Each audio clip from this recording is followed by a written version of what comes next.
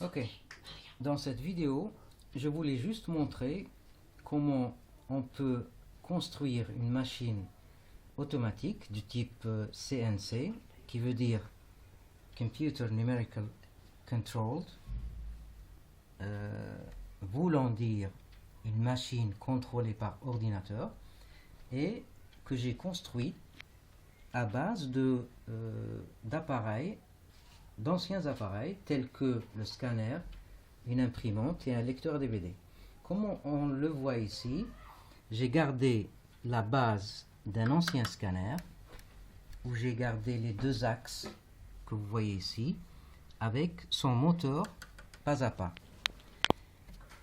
Ce qui fait un premier axe de mouvement, soit-il X. Un deuxième axe que j'ai pris d'une ancienne imprimante, faisant axe Y, et un troisième axe pris d'un ancien lecteur DVD que j'ai gardé la carcasse avec son moteur pas à pas. Et donc, tout ce bric-à-brac va être contrôlé par une carte Arduino et son code que j'ai écrit ici. Comment on peut le constater, mes trois moteurs pas à pas sont ici. J'ai connecté l'axe des X au pin de l'Arduino 6, 7, 8 et 9, l'axe des Y des pins 2, 3, 4 et 5, l'axe des Z au pin 10, 11, 12 et 13 de la carte Arduino.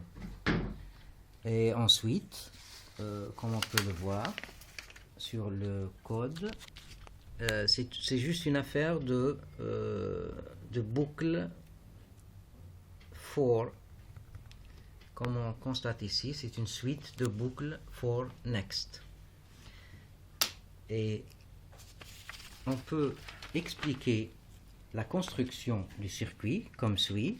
On remarque ici la carte Arduino, et pour contrôler les moteurs pas à pas dans les deux sens, j'ai utilisé le circuit intégré L293D qui sert à actionner les bobines des moteurs pas à pas dans les deux sens. Comme on le constate ici, le premier moteur 10, 11, 12, 13 qui vont vers la carte et ensuite au moteur. Le deuxième moteur est connecté à l'Arduino au pin 6, 7, 8 et 9 que j'ai pas voulu encombrer le schéma avec d'autres circuits. En tout cas, ce circuit-là, pour le premier moteur, c'est la même chose pour les autres. Comment fonctionne ce circuit? Il fonctionne en mode pont H. Qu'est-ce que c'est qu'un pont H? C'est juste un pont où l'on met le moteur au milieu et on utilise une sorte d'interrupteur, 4 interrupteurs, tel que montré ici, et soit le moteur DC, par exemple plus et moins.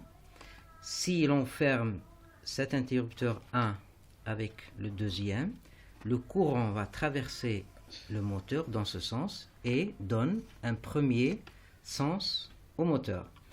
Si l'on ferme les deux autres, 3 et 4, cet interrupteur et celui-ci, le courant va traverser le moteur dans l'autre sens, donnant un sens inverse. C'est ce que fait ce circuit intégré. Sauf que ces interrupteurs peuvent être remplacés par des transistors, mais pour faire plus simple, on a utilisé les circuits intégrés déjà prêts. Et on va voir comment cette machine fonctionne. Elle a besoin d'une alimentation stabilisée de 12 volts pour les moteurs, et on envoie le code Arduino à travers l'ordinateur et l'on voit comment la machine fonctionne.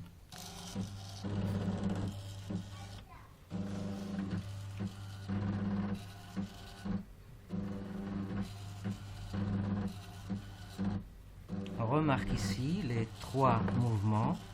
Le premier qui va et vient, le deuxième axe et le troisième axe, faisant une machine CNC automatique. Ces applications sont vraiment multiples.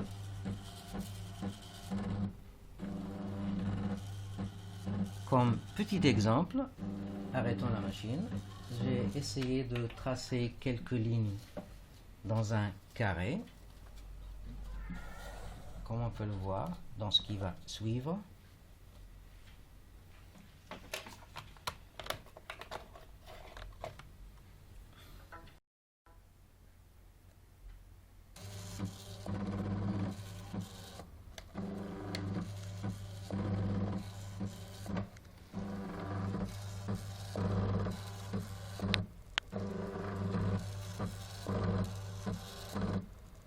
Ok, comme on peut le voir, j'ai juste ordonné à la machine de tracer des traits dans un carré, mais le but n'était pas de tracer un croquis, mais de montrer que cette machine peut avoir une multitude d'applications comme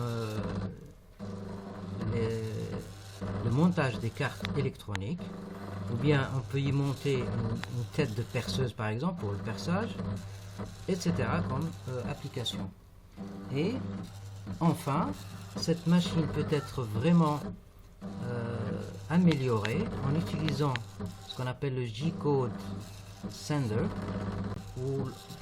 duquel on peut envoyer un programme pour dessiner n'importe quoi ou montrer des pièces mécaniques, etc. Ok, salut.